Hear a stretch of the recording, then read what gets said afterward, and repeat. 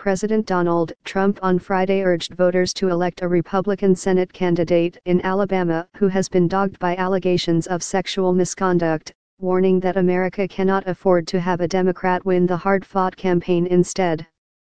Trump gave a boost to the campaign of GOP Senate candidate Roy Moore during a raucous campaign rally in the Florida Panhandle, near the state line with Alabama.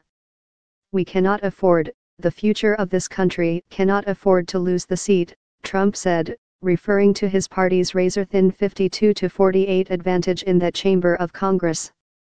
Trump said Moore's opponent, Doug Jones, is a liberal Democrat who would be completely controlled by Democratic leaders Nancy Pelosi in the House and Chuck Schumer in the Senate.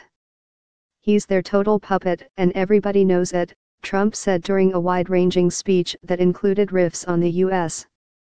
immigration system and the nation's economic performance since he took office.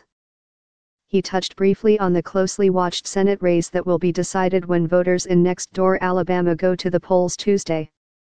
"We need somebody in that Senate seat who will vote for our Make America Great Again agenda, which involves tough on crime, strong on borders, strong on immigration," Trump continued.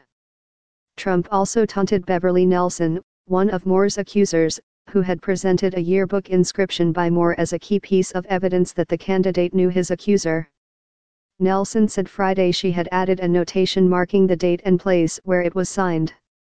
"Did you see what happened today? You know, the yearbook? Did you see that? There was a little mistake made," Trump said, shifting to a sing-songy voice.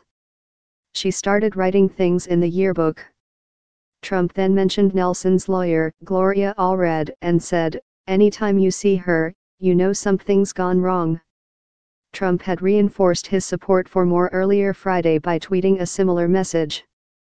Moore, who is 70, has been dogged by multiple allegations of sexual misconduct, including accusations that he molested 2 teenage girls and pursued romantic relationships with several others while in his 30s. Moore has denied the allegations. The White House said the rally was a campaign event for Trump.